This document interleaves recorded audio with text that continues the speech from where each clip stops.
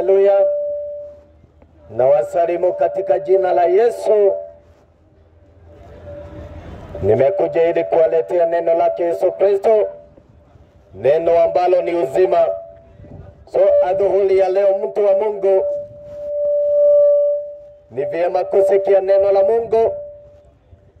Ni kwa sababu Bwana Yesu aliyekufa akasulubiwa juu yako, yeye anakupenda zaidi na anakujali. Maana siku ya leo haukuiona kwa nguvu zako, tumeiona kwa neema yake Yesu Kristo. So mtu wa Mungu, ni vyema sana kusikia neno lake Mungu, maana maandiko inasema ya kwamba hatutaishi tu kwa mkate, bali tutaishi kwa neno ambalo litokalo kinywani ya Mungu. Hatuishi kwa sababu ya nguvu zetu, hatuishi kwa sababu tunakula na kunywa, hatuishi kwa sababu ya pesa, tunaishi kwa sababu neno la Mungu linasema na tuishi. So mtu wa Mungu, adhuhuri ya leo Yesu anakuita ili kwamba ukamkaribie. Nataka ili nikashie na wewe ujumbe wa Mungu, na ili ya kwamba Bwana akawabariki sana. Wacha tuombe. Baba, katika jina la Yesu Kristo, nanyenyekea miguuni mwako Mfalme takatifu. Ni asante kwa sababu ya wema wako. Asante Jehova, ni kwa sababu umekubali neno lako Baba tukalinena Jehova. Mighty Father, ni asante kwa neema yako Jehova. Baba, ninaomba ukawakumbuke watu wako watakaosikia Bwana, wacha wakurudie na wakayafanya mapenzi yako Mungu.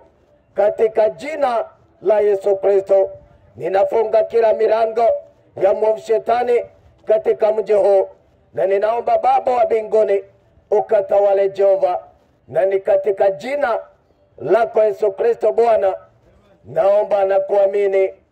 Amen, amen, amen. Watu wa Mungu, ni vyema siku ya leo kujua ya kwamba Mungu ambaye aliyekuumba anakuhitaji sana ili utabie na njia zake. Ni kwa sababu wakati Mungu alipokuumba, alikuumba ili kumwabudu. Mungu alikuumba ili ukaweza kumfurahisha. Lakini wengi wetu tunaweza kosa kumfurahisha kwa sababu ya mambo yale tunaotenda. Lakini adhuhuri ya leo Yesu anakuita ndugu yangu, ili ya kwamba ukasimame na kukaa kama neno lake. Ni kwa sababu ndugu yangu, kuna uzima wa milele na kuna moto wa milele. Na wakati ambapo kuwa duniani, ni vizuri ujue ya kwamba maisha ambao unaoishi ndio itakaofanya wana uzima wa milele ama uingie katika moto wa milele. Ni kwa sababu maisha ya dhambi, maisha ya uovu, mwisho wake ni kwa moto wa milele. Lakini maisha matakatifu, yani ni yule mtu ambaye anayenenda kama neno la Mungu, mwisho wake kuna uzima wa milele. Ndugu yangu, dada yangu, hakuna kitu tunaweza linganisha na uzima wa milele. Hakuna kitu tunaweza linganisha kifanana na Mungu wetu aliye mwokozi wetu Yesu Kristo. So nimekuja kukuambia ndugu yangu ya kwamba ni wakati Mungu anakuita ili utoke katika anasa ukamkaribia Mungu. Katika rehema za Mungu anakuita na kuambia ukatoka katika uovu, na ili ya kwamba ukamfurahisha. Miaka mingi umeteseka kwa sababu ya uovu. Wengi wanajiuliza nani aliniloga. Nataka nikuambie, wakati unaamua kufanya uovu, unajiroga we mwenyewe. Ndugu yangu, dada yangu, Adhuhuri ya leo Yesu anakuita, anakuambia utoke kwa giza, anakuambia ya kwamba maisha ambayo unaenenda ya uovu mwisho wake ni kwa moto. Haleluya!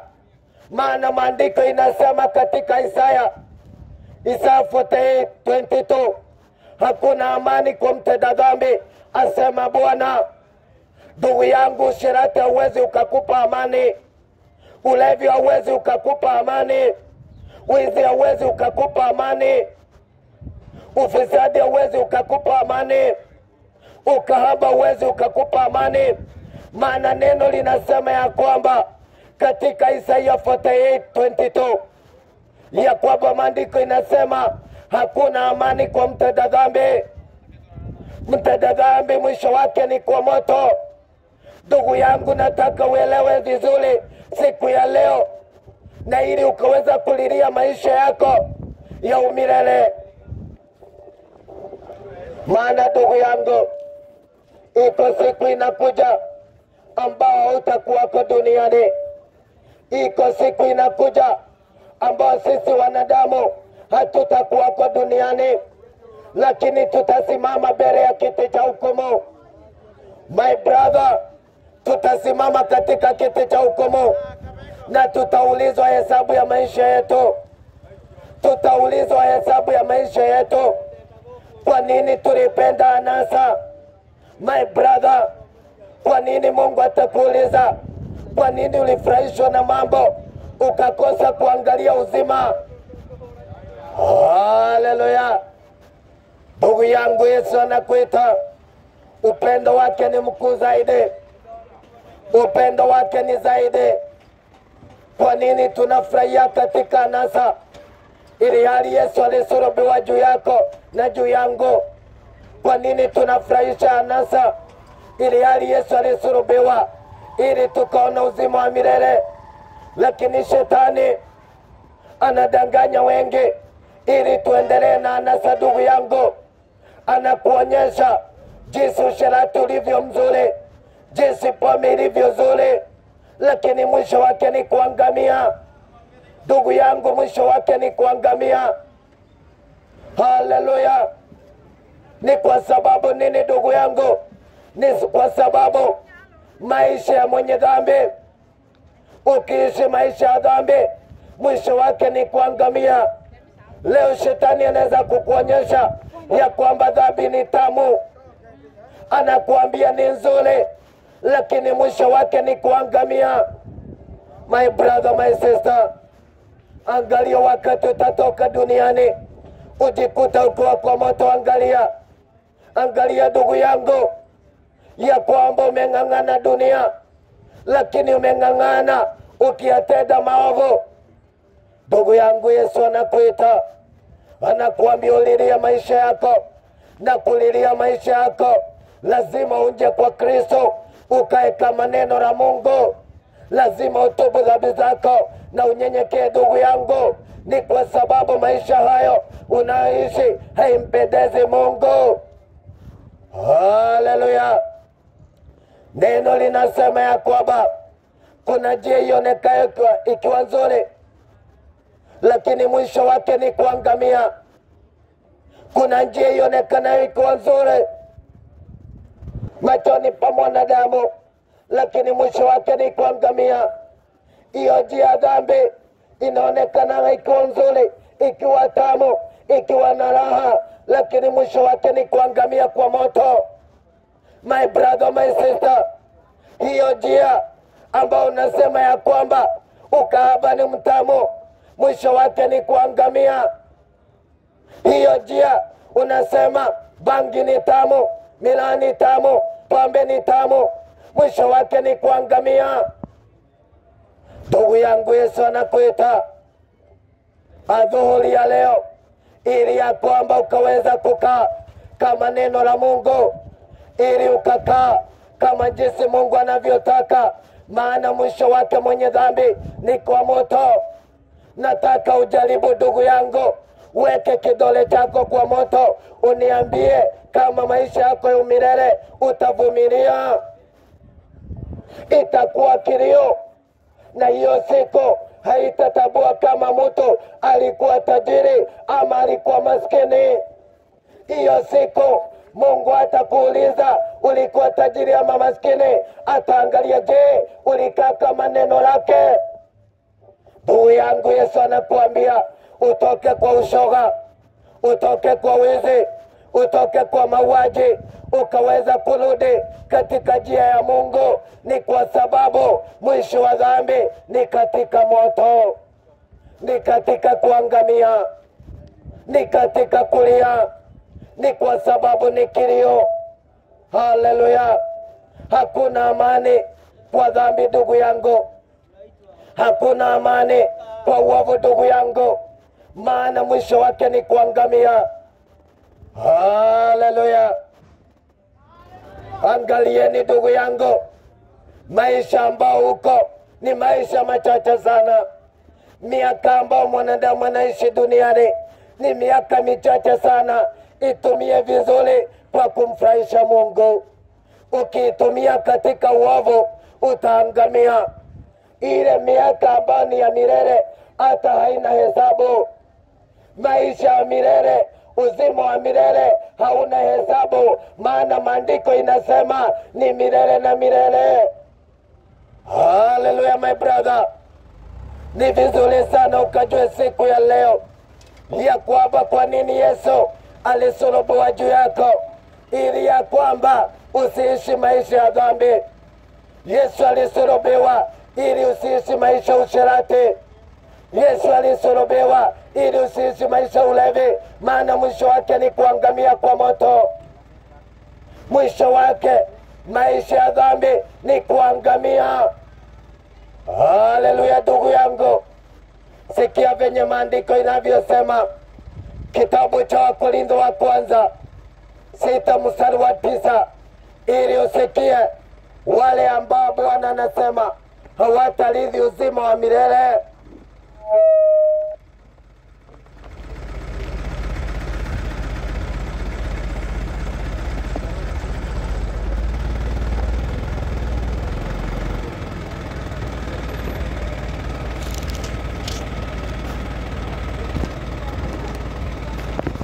Sikia ndugu yangu, dada yangu, maandiko inasema hivi katika Korintho wa kwanza 6:9, au hamjui ya kuwa wadhalimu hawatarithi ufalme wa Mungu? Msidanganyike, washerati hawatarithi ufalme wa Mungu, wala waabudu wa sanamu, wala wazizi, wala wafiranji, wala walawiti, wala wevi, wala wevi, wala watamanio, wala walevi, wala watukanaji, wala wanyang'anyi. Sikiza venye maandiko inavyosema. Kitabu cha Korintho wa kwanza 6:9 inasema ya kwamba wadhalimu watarithi ufalme wa mbinguni. Watamanio, kama uko hapo unatamani na kuiba mali ya wenyewe ama bibi ya wenyewe, maandiko inasema ya kwamba watamanio hawatarithi ufalme wa mbinguni. Wala waabudu wa sanamu. Wengi wanafanya sanamu kuwa Mungu wake, wengine wanafanya pesa kuwa Mungu wake, wengine wanafanya wanadamu wengine kuwa Mungu wao. Lakini maandiko inasema waabudu wa sanamu hawatarithi ufalme wa mbinguni. Wala wezi, kama unachukua mali ya mwingine kwa wizi, maandiko inasema wezi watarithi ufalme wa mbinguni. Maandiko inaendelea kusema walevi. Ndugu yangu, siku ya leo maandiko inasema walevi, aidha ni pombe, aidha ni sigara, aidha ni bangi, wala madawa, wala miraa. Maandiko inasema walevi ndugu yangu, na ndio unastahili ya kwamba angalia neno jinsi Mungu alivyosema, ili usije ukaangamia ndugu yangu. Na ili Yesu akaweza kukuokoa, lazima utubu dhambi zako, uondoke katika uasherati, uondoke katika homosexual. Hiyo ndio njia ambayo ni ushoga, wizi. Ndugu yangu, Yesu anakuita, anakuambia maisha haya ni machache sana. Mtafuta Mwokozi Yesu Kristo ili ukaone uzima wa milele. Ondoka katika kila aina uovu ambayo inaokufurahisha ndugu yangu, maana maisha haya ni machache sana usioitumia vizuri. Miaka ambayo Mungu amekupa, wacha kuitumia kwa anasa, itumie kumtukuza Mungu. Ndugu yangu, dada yangu, maana Yesu anakuambia ya kwamba ukaweza kumkaribia ili ya kwamba ukaweza kuona uzima wa milele. Na wakati unapoishi duniani ili ukae kuwa na Mungu, kwa nini uishi maisha ukisema maisha yako iko mikononi mwako? Hakuna maisha ya mwanadamu iko mikononi mwake, na ingekuwa mikononi mwake wale viongozi wangekuwa nakufa. Lakini kwa sababu maisha ya mwanadamu iko mikononi mwa Mungu, itumie vizuri. Maana wakati unafanya uovu, unafanya dhambi, unafurahisha ulevi, sherati, ukahamba, unafurahishwa na mpango wa kando, ufisadi na kila aina uovu, maisha yako iko hatarini ya kuangamia katika moto wa milele. Ndugu yangu, dada yangu, angalia upendo wa Yesu. Amekupenda zaidi, na ili utoke kwa anasa, ili ya kwamba ukamfurahisha, ili ya kwamba ukakaa na njia zake, lazima ukae kulingana mapenzi yake. Ndugu yangu, lazima ukamfurahisha. My brother, my sister, wacha kuona kama maisha haya ni mengi. Wengi wanasema ati maisha ni mafupi, usherehekee katika dhambi. Lakini nakuambia ukifa uko mtenda dhambi, itakuwa kilio ya milele, itakuwa moto wa milele. Ndugu yangu, siku ya leo unafurahia ukiwa kwa uovu, lakini wakati utakufa itakuwa kuangamia. Haleluya! So ni vizuri sana tujue ya kwamba kuna njia ambayo ionekana machoni pa mwanadamu ikiwa nzuri, lakini mwisho wake ni kuangamia. Mwisho wake ni moto, mwisho wake ni mateso, mwisho wake ni kuweza kilio. Ndugu yangu, ni kwa sababu maisha ya uovu ni kujitenga na Mungu. Kitabu cha Isaiah 59 kuanzia 1 inasema, sio kusema sikio la Mungu alisikii, wala mkono wake umepungukiwa kuokoa. Maandiko inasema, lakini maovu yenu imewafirikisha ninyi na Mungu wenu, na dhambi zenu zimeufisa uso wake, hata hataki kusikia. Dhambi ndio inatenganisha mwanadamu na Mungu. Wakati unaamua kufanya uovu, unajitenga na Mungu, maana yeye mwenyewe hapendezwi na uovu. So kile huwa kinatenganisha Mungu na mwanadamu ni dhambi. Unaishi ukisema maisha yangu sijui ni nani aliniroga, nikipata pesa inaisha katika usherati, katika ulevi, katika mambo mingi. Nataka nikwambie ndugu yangu, yawezekana dhambi ndiyo iliyokuroga, lakini ukisimama na neno, Yesu atakuokoa, atakubadilisha maisha yako, utakuwa mtu mpya. Kuna wakati Paulo